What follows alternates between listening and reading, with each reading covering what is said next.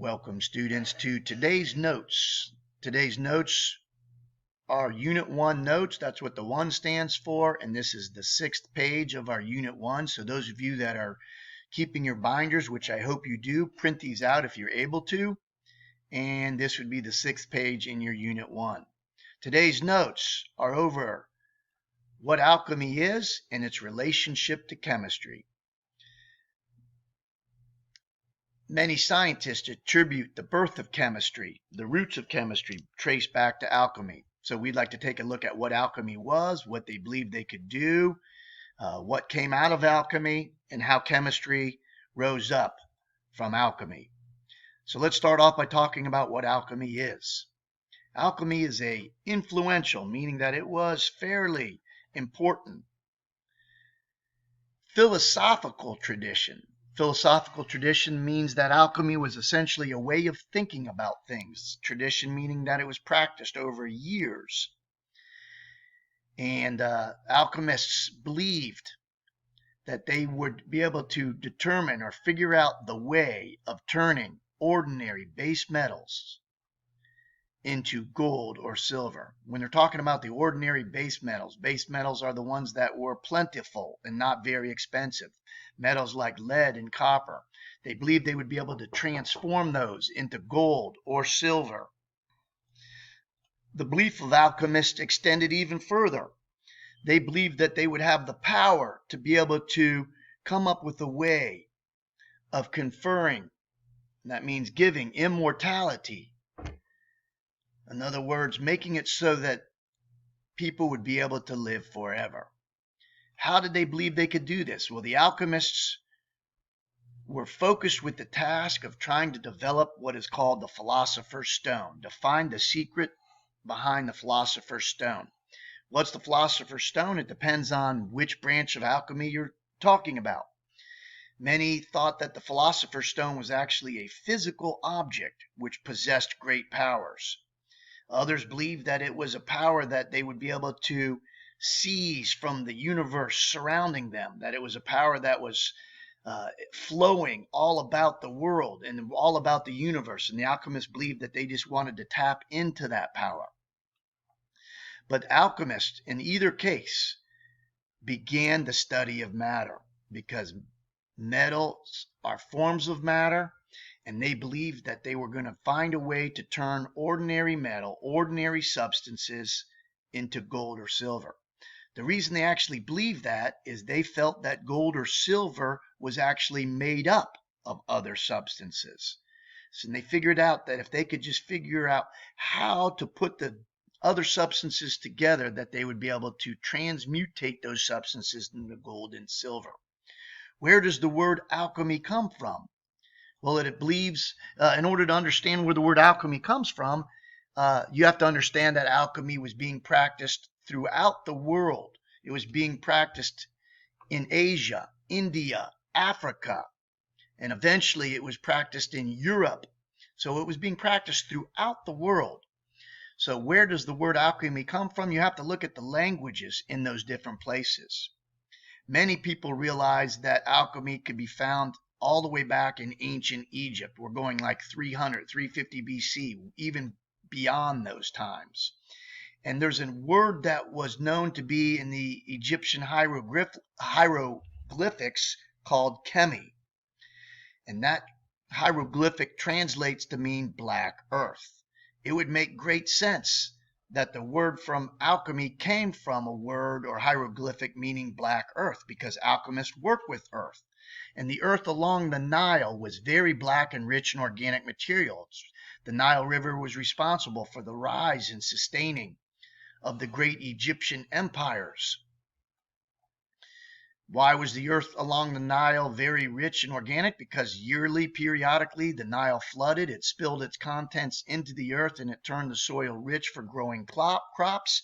And that was the same soil that alchemists used in order to work on their method of turning ordinary matter into silver and gold.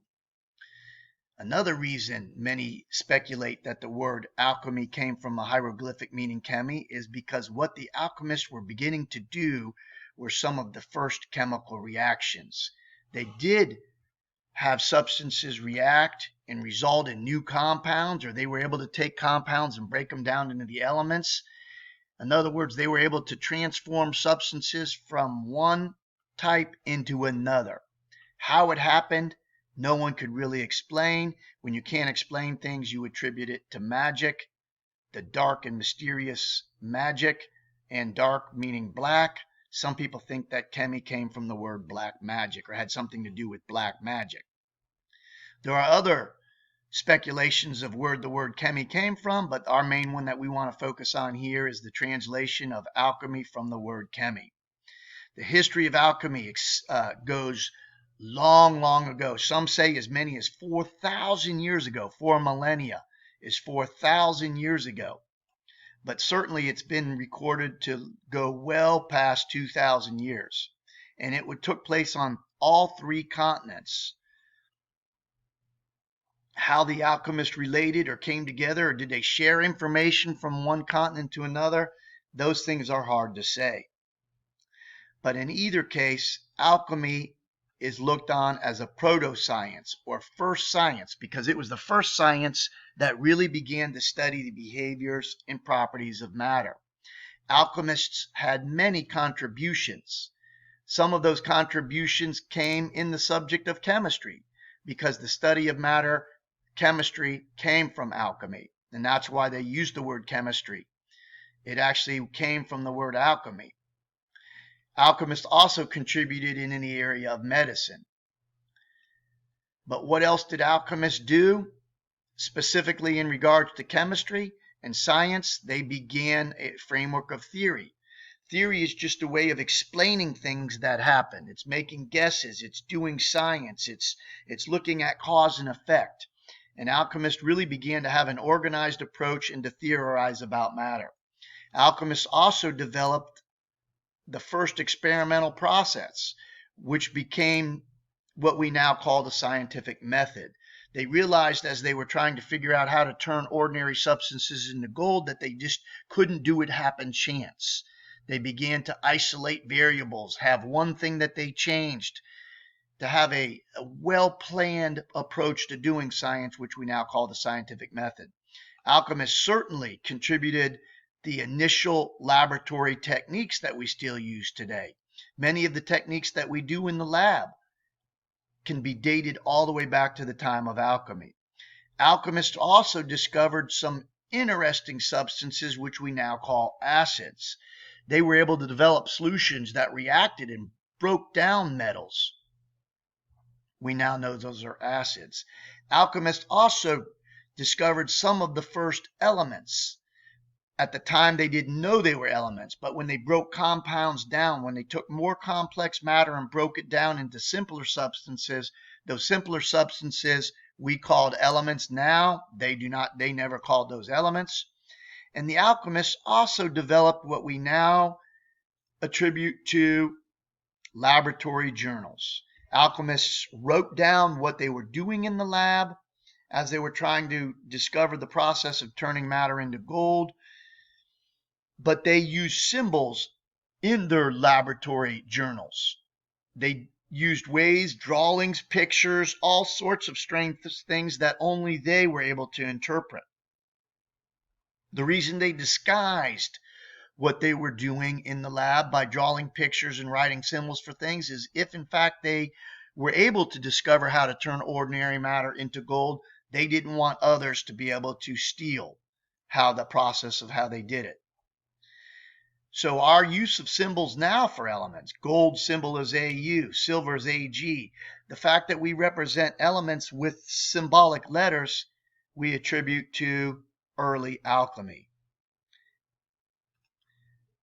Is alchemy still around today? Alchemy is still around today. But alchemy today is not really a science. Alchemy today is more of a way of looking at the world, understanding the world, believing that people can change for the better. Alchemy is almost like a spiritual way of looking at the world around you and the relationship of humans to the universe. Alchemy is a philosophy. Why did they think they could turn ordinary metal into gold and silver? It's because they believed all matter was made up of some combination of the natural elements. They believed all matter was made up of earth, water, fire, or air. And they just believed that if they could take the right combination of earth, water, air, and fire, they would be able to produce gold or silver. We now know that earth, water, air, and fire are actually not elements at all. They are not natural elements. We know that the elements are the simplest substances that no longer can be broken down further chemically. We know that there are like 118, 119, 120 or so different elements now known to exist. They thought they were just 4. We now know that water is not an element.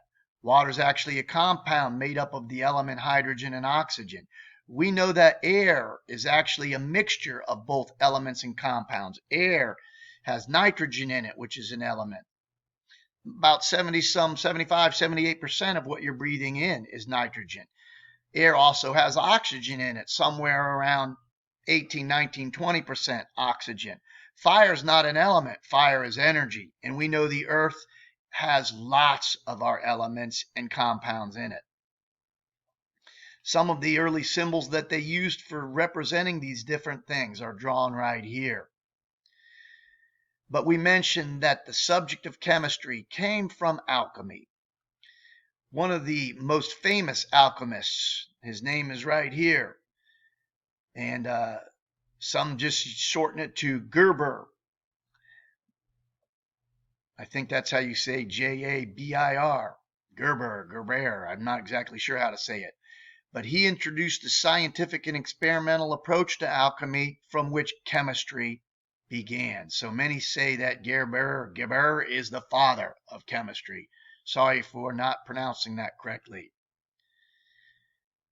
So how does chemistry come from alchemy? Well, chemistry is a science that studies the composition, structure, properties of matter, the processes that matter undergoes, and the energy changes that accompany those processes.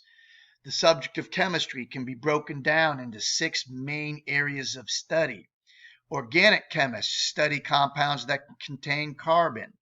Inorganic chemists are not focused entirely on carbon. Carbon is the organic element. Organic means necessary for life. Inorganic chemistry study compounds that are not solely focused on carbon-based compounds.